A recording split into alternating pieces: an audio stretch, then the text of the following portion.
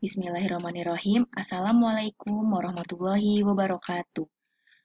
Selamat pagi semuanya, salam sejahtera bagi kita semua. Untuk memulai pelajaran hari ini, ada baiknya kita berdoa terlebih dahulu supaya pembelajaran kalian dapat diridhoi oleh Allah Subhanahu wa taala. Berdoa dimulai. Berdoa selesai. Ya, baik anak-anak. Hari ini kita kembali lagi ke pelajaran otomatisasi tata kelola humas dan keprotokolan kelas 11. Materi di awal kemarin kita sudah pengenalan mengenai KI dan KD dalam otomatisasi tata kelola humas dan keprotokolan. Nah, hari ini kita lanjut kembali untuk materi mengenai ruang lingkup kehumasan. Ya, kita lanjutkan dulu. Next, ya, ruang lingkup kehumasan materi kita hari ini. Apa yang dimaksud dengan humas? Ya, di dalam setiap lembaga atau perusahaan, humas ini sangat penting dan dibutuhkan. Nah, humas ini biasa disebut sebagai public relation, yang merupakan suatu usaha yang sengaja dilakukan secara berkesinambungan yang tujuannya untuk menciptakan hubungan saling pengertian antara sebuah lembaga dengan masyarakat. Nah, nama lainnya jadi humas itu adalah PR atau public relation. Oke, ingat ya, jadi humas itu hubungan masyarakat. Nama lainnya kita sebut sebagai PR atau public relation. Oke, anak-anak, kita lanjut ya.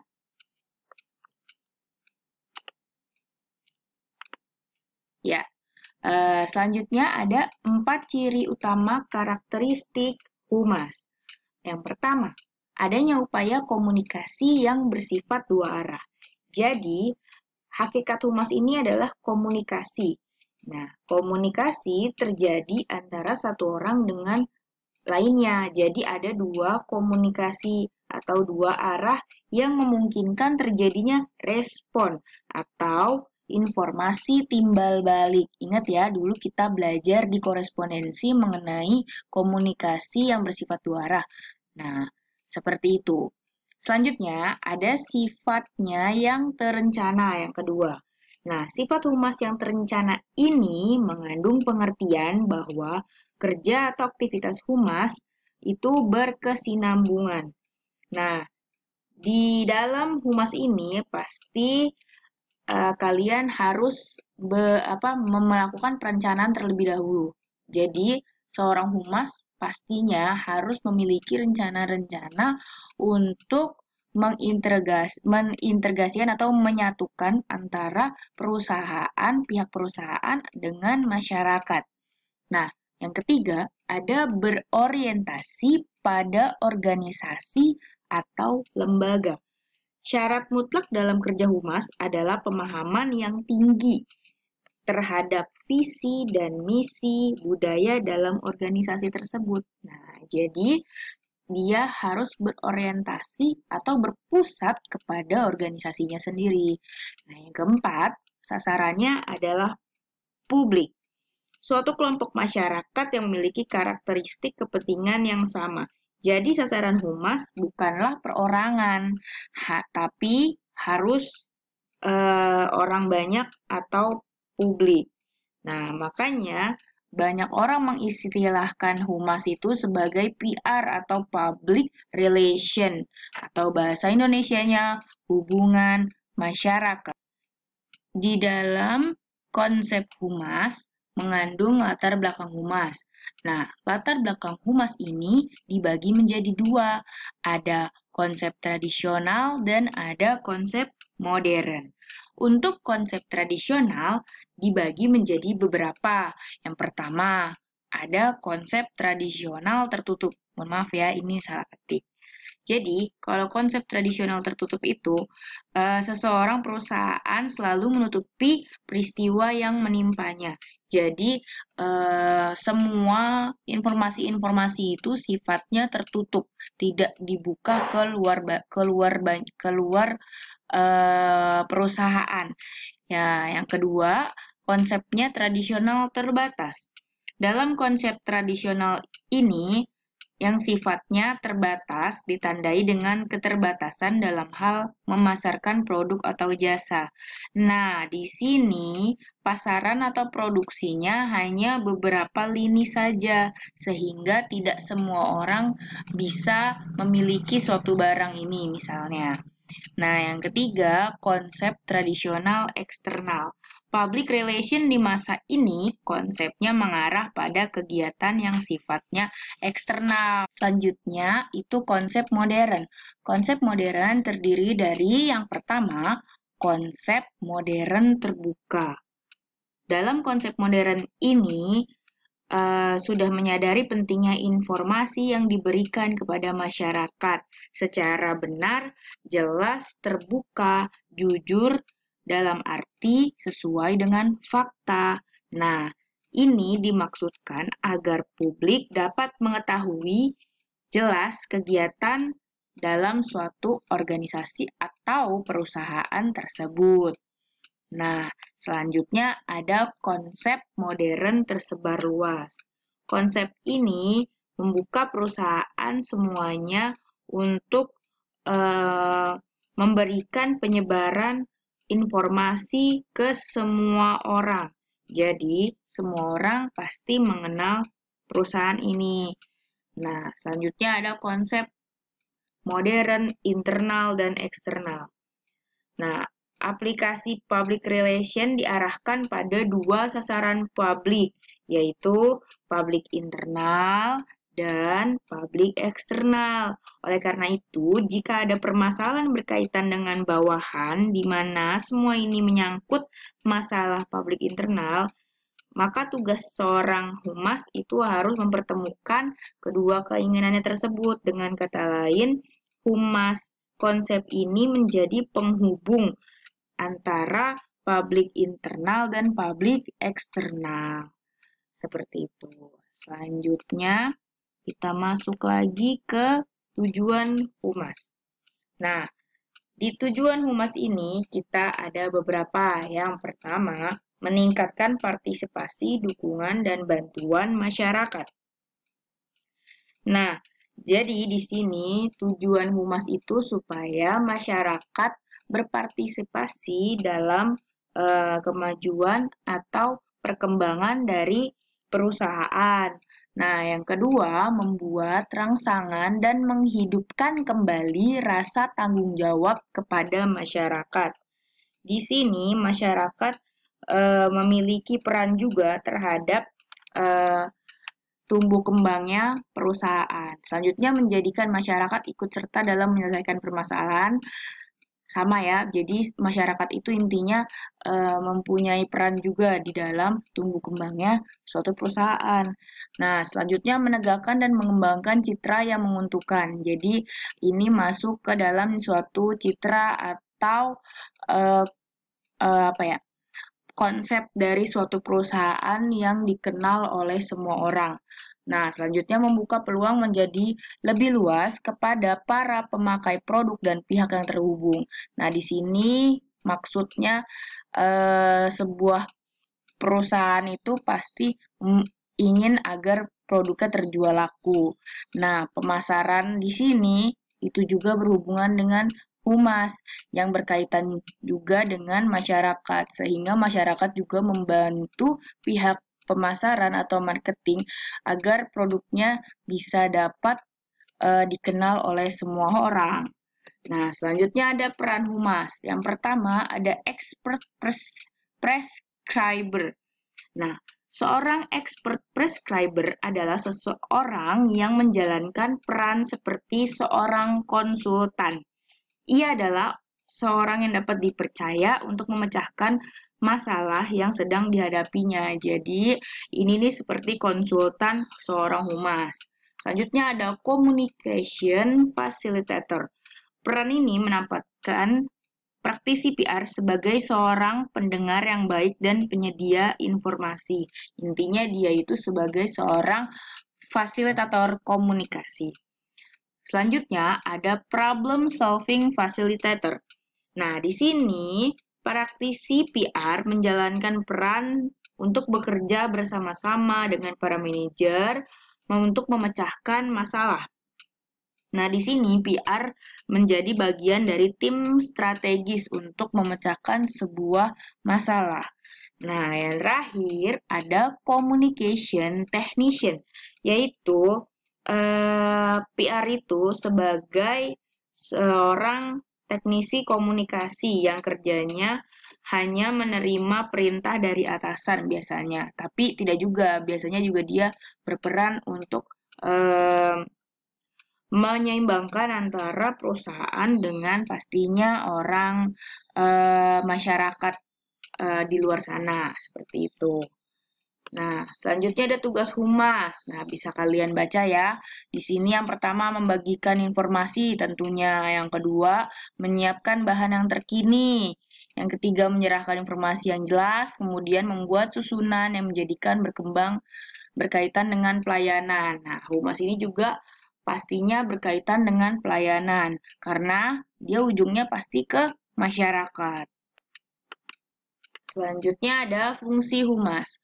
Nah, fungsi humas ada beberapa. Yang pertama, menumbuhkan dan mengembangkan hubungan baik antara perusahaan pastinya dengan publik, baik publik internal maupun eksternal, dalam rangka menumbuhkan pengertian. Jadi humas itu garis besarnya itu menumbuhkan pengertian antara pihak perusahaan dengan masyarakat. Ingat ya, Nak.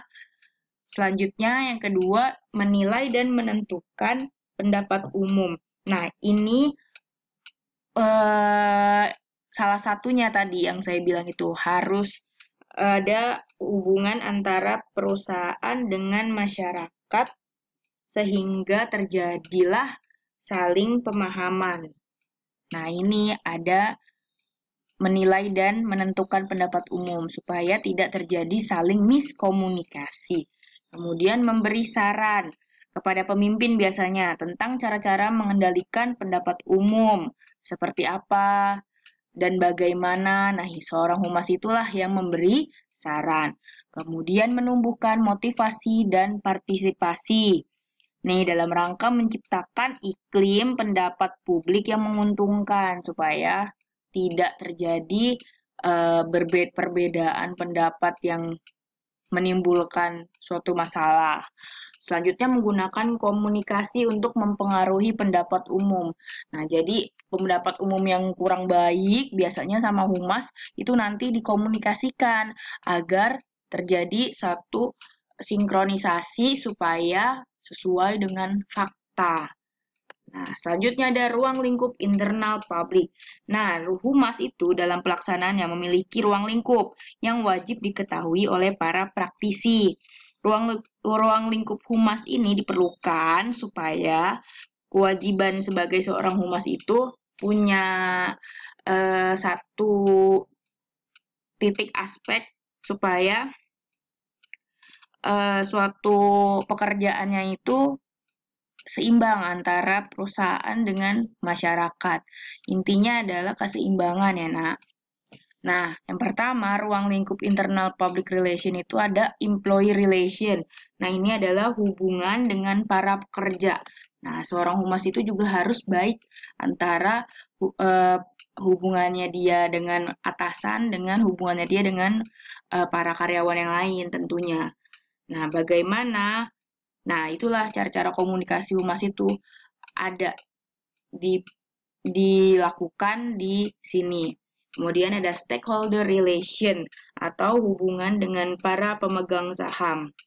Nah, selanjutnya ada labor relation atau hubungan dengan para buruh. Nah, biasanya nih kalau misalnya buruh itu kan punya satu permintaan. Nah, biasanya dia nanti lewat humas dulu, baru nanti masuk ke dalam lini manajer. Nah, selanjutnya ada human relation atau hubungan sesama manusia. Nah, ruang lingkup humas ini menyangkut hubungan baik yang harus dibina dengan perusahaan kepada masyarakat agar saling pengertian di humas relation ini. Bukan humas sih sebenarnya ini human relation ya anak-anak, salah ketik saya. Mohon maaf. Nah, selanjutnya ada ruang lingkup external public relation. Yang pertama, ada press relation. Press relation ini kegiatannya meliputi press release, press conference, press interview, press room, press reception, dan adanya press tour. Jadi, ini nih berkaitan sama wartawan, nah, sama media-media di luar sana. Nah, selanjutnya ada government relation atau hubungan dengan pemerintah. Nah, ruang lingkup ini menjaga baik hubungan dengan pemerintah supaya jika ada kepentingan dapat dimudahkan. Salah satunya dengan mensponsori kegiatan-kegiatan pemerintahan. Nah, yang ketiga ada community relation, yaitu menjaga hubungan baik dengan warga setempat agar tidak ada pihak yang merasa dirugikan. Selanjutnya ada customer relation. Customer relation ini menjaga hubungan baik dengan para pelanggan karena mereka itu adalah aset terbesar kita yang menguntungkan perusahaan. Caranya memberikan merchandise misalnya, atau kalender, atau membuka layanan purna jual, misalnya kita punya HP baru beli. Kemudian HP tersebut ternyata ada apa namanya kendala-kendala sedikit gitu, misalnya agak lemot atau gimana. Langsung kan kita masuk ke tokonya mereka, purna jualnya mereka. Nah, kemudian kita servis seperti apa. Nah, itu merupakan salah satu customer relation-nya. Itu termasuk salah satu consumer relation, bukan customer ya. Kalau customer itu berarti langsung ngasih, tapi kalau consumer itu dia sudah mempunyai produk kita. Nah, jadi bedanya customer dengan consumer gitu ya. Kalau consumer itu sudah membeli barang kita, tapi kalau customer itu orang siapapun yang akan membeli gitu, yang baru akan membeli barang kita namanya customer. Nah, ini adalah macam-macam humas. Nah, dimulai dari ada humas pemerintah, humas industri dan bisnis, kemudian ada humas sosial. Humas pemerintah ini salah satunya itu adalah program pemerintah. Nah, ini biasanya nanti seorang humas itu ada kaitannya sama pemerintah. Jadi dia ikut andil terhadap program-program pemerintah. Kemudian ada humas industri dan bisnis. Di dalam humas industri dan bisnis ini juga seorang humas punya hubungan antara satu usaha atau organisasi perusahaan lainnya juga. Sehingga hubungannya itu punya saling keterkaitan. Misalnya dengan sesama bisnis, atau dengan lini yang berbeda, gitu. Selanjutnya ada humas sosial. Nah, humas sosial ini dibentuk dari organisasi-organisasi sosial, nah. Yang pertama, humas penegak hukum. Selanjutnya ada humas organisasi keagamaan. Lalu ada humas profesi. Selanjutnya ada humas organisasi sukarela. Nah, misalnya ada perkumpulan pers. Nah, itu termasuk humas organisasi sukarela. Humas organisasi internasional misalnya. Contohnya itu humasnya WHO apa? WHO itu apa? Ayo. World Health Organization. Nah, dia punya humas tuh. Sama kayak tugas COVID ini nih, Satgas COVID, Satuan Petugas COVID-19 di Indonesia ini. Ada kan humasnya tuh yang setiap hari mengumumkan berapa jumlah orang yang terkena virus COVID. Nah, tuh siapa tuh? Ada yang tahu? Tadinya laki-laki, seorang tuh bapak-bapak.